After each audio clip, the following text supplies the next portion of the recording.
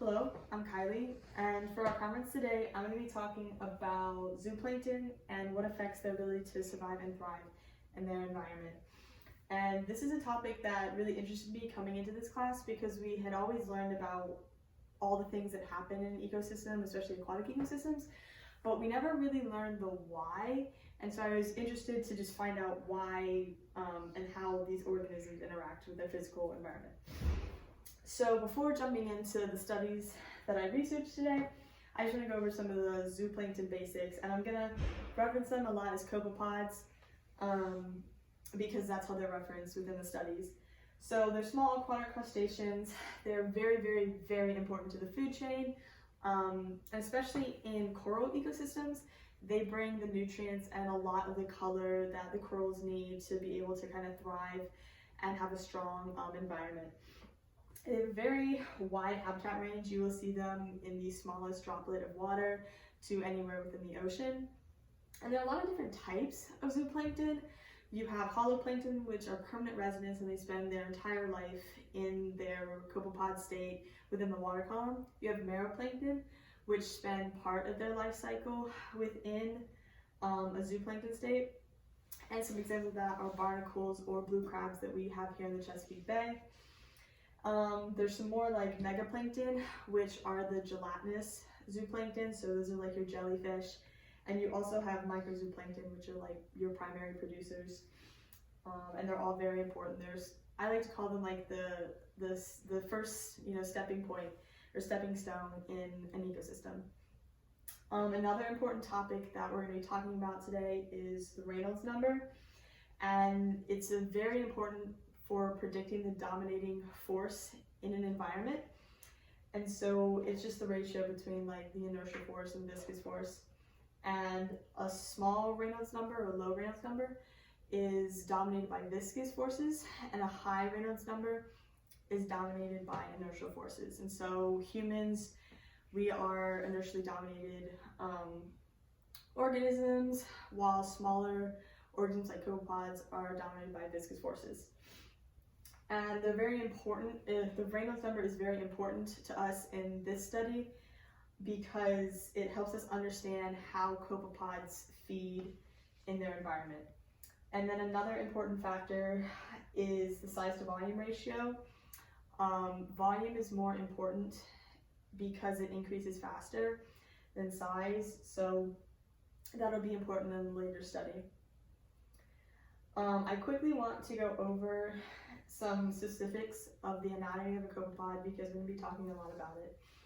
When we're talking about the feeding appendages, we're going to be talking about this section here, which includes the antenna, the mandible, the manual, and the maxillae, and the little parts on the maxillae, which are the endibles and the setae and sexuals.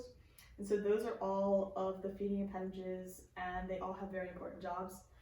And then we're also going to be talking about the swimming legs, which are this section here in the later study.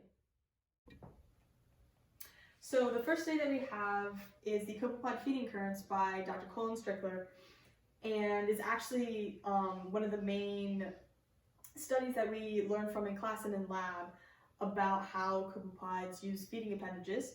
And so their main questions were basically, how do copepods feed and how does the Reynolds number impact their ability to feed and how they interact with their environment?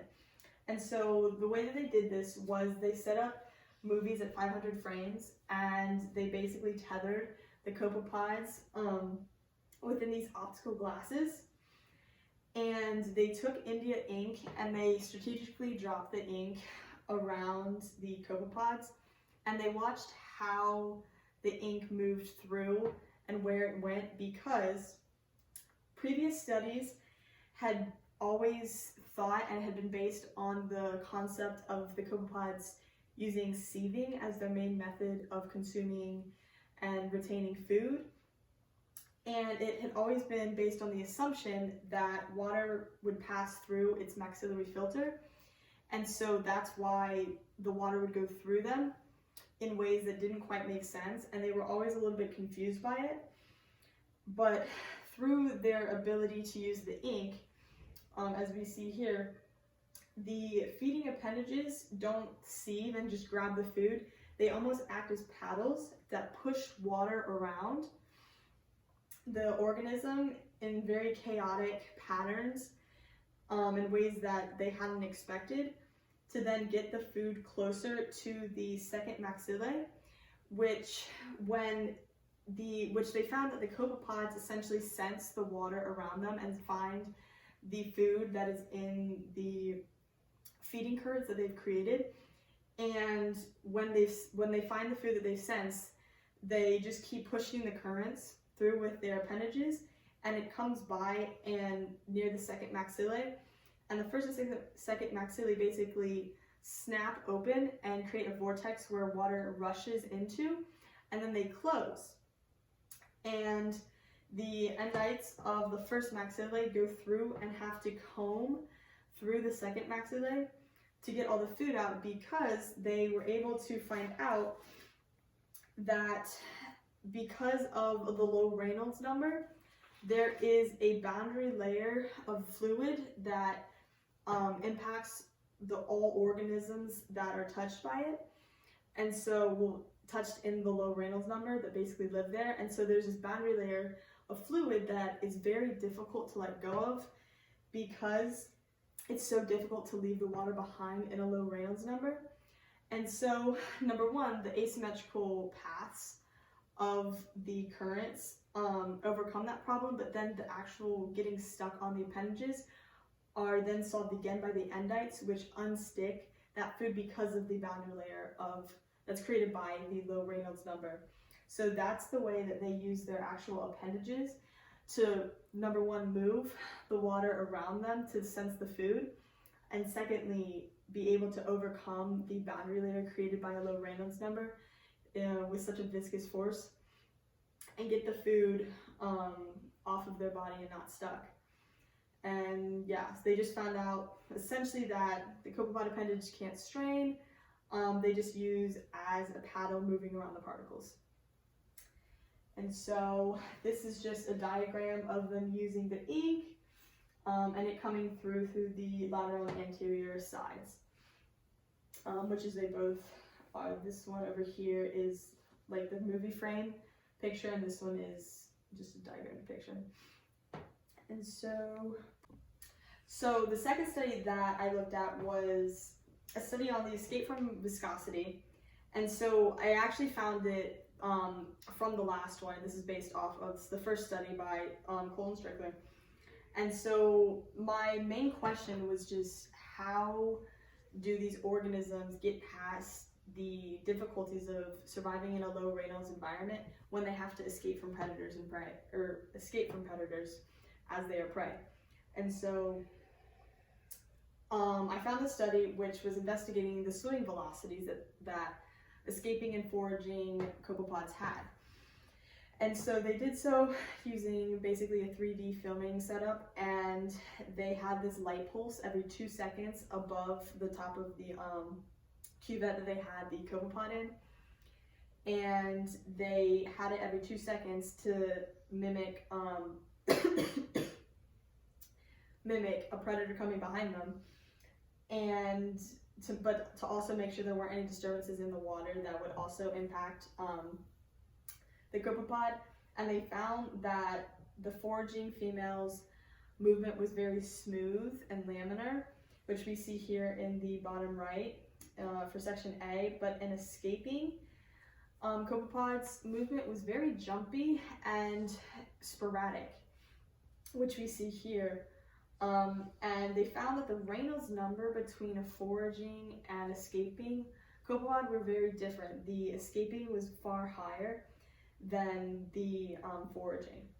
And so they also found that the appendages themselves did different things when foraging and escaping. They found that the feeding appendages were just out and about, and they didn't really use the swimming appendages while they're feeding. But when they go to escape, all of the feeding appendages snap in close to their bodies, and they don't move at all until the escape moment is over with.